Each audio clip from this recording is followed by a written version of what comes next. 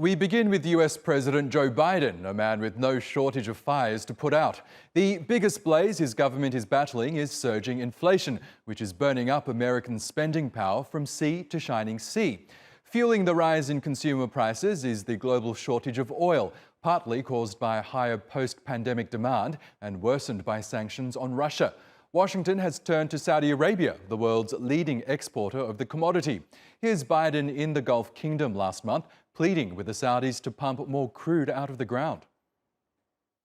The United States is invested in building a positive future in the region in partnership with all of you, and the United States is not going anywhere. This is a table full of problem solvers. But the crude reality is that trip did not seem to solve much. Opec Plus, the international alliance of oil exporters led by the Saudis, raised its output target for September by a tiny 100,000 barrels a day. That's the equivalent of about 0.1% of what the world consumes every 24 hours. But the bigger issue isn't what the cartel promises, it's what it actually produces. OPEC Plus has fallen almost 3 million barrels short of its committed daily output level. Let's listen to the White House's response. We're not members of the OPEC Plus. We have said that. We do not belong to OPEC Plus. But they made an announcement the first week of June, and they said they would increase 50% in July and August, and they did that. This is 1 month. If you think about it, this is a 1 month increase. Well, OPEC's inability or refusal to produce more crude means higher prices for consumers and massive profits for oil companies. In the 3 months to June, the 4 biggest Western energy companies reported a record $60 billion in earnings. Oil prices have risen around 24% since the start of the year. As a result, inflation rates in most major economies have hit their highest levels in decades. In response, the UN has issued an urgent appeal. It is immoral for oil and gas companies to be making record profits from this energy crisis on the back of the poorest people and communities and at a massive cost to the climate. The combined profits of the largest energy companies in the first quarter of this year are close to $100 billion. I urge all governments to tax these excessive profits and use the funds to support the most vulnerable people through these difficult times.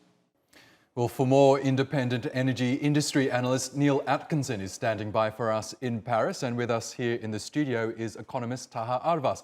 He's an adjunct professor of finance at Boğaziçi University. Welcome to you both. Neil, could I begin with you? Let's start with OPEC Plus's 100,000 barrel per day rise for September. I think OPEC research has found that it's going to be the smallest increase since such quotas were introduced back in 1982. So what's the point of it then? Well, I don't think there's much point of it. We have a 100 million barrel per day oil market, and 0.1 million barrels a day increase from OPEC Plus is a rounding error. It drips from the taps. It could be argued that it's almost an insult to the efforts made by President Biden recently to secure a much more significant increase in production. So it frankly makes almost zero difference to the underlying fundamentals of the oil market.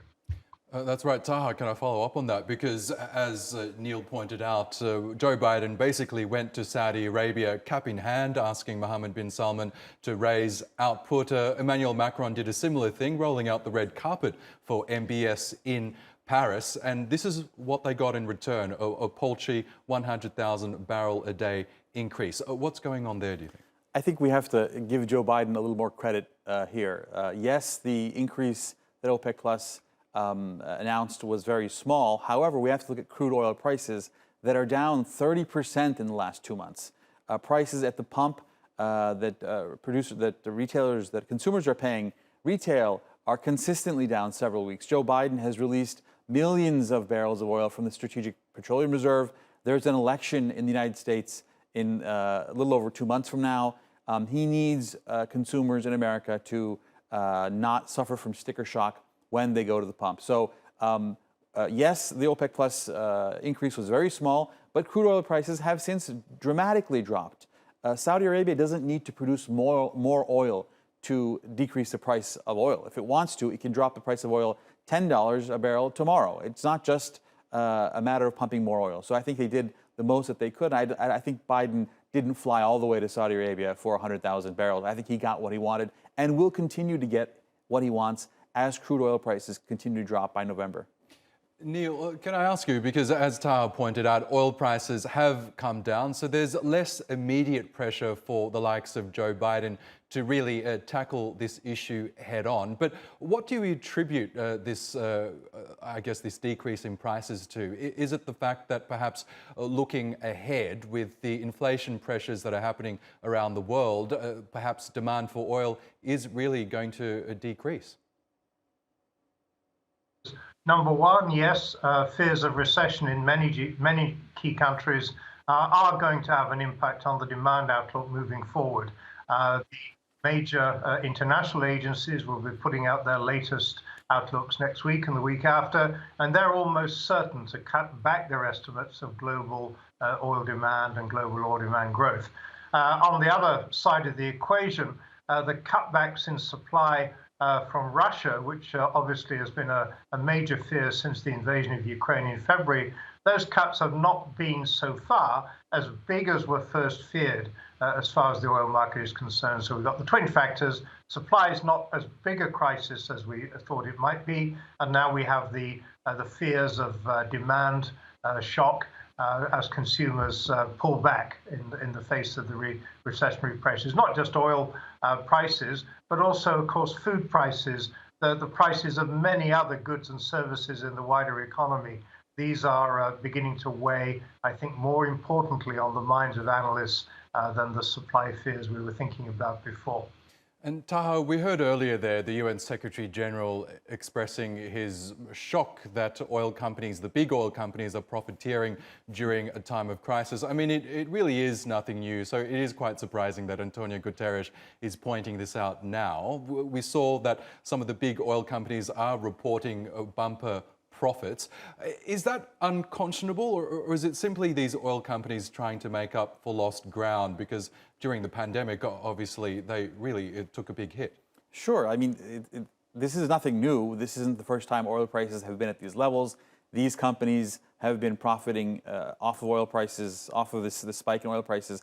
Like you said, oil was trading at literally negative amounts, not in the far distant past. We remember that during the pandemic. Yes, they're making a lot of profits, but they're making up for lost time. And frankly, it's important that they invest those profits in increasing supply so that we don't have these problems in the future. Again, so yes, I mean, he's the Secretary General of the United Nations. What's he going to say? He's not going to applaud high oil prices, but it's something that he has to say, but there's nothing he can do about it, frankly. Okay, and on that note, Taha Arvas, Neil Atkinson, thank you both for joining us here on Money Talks.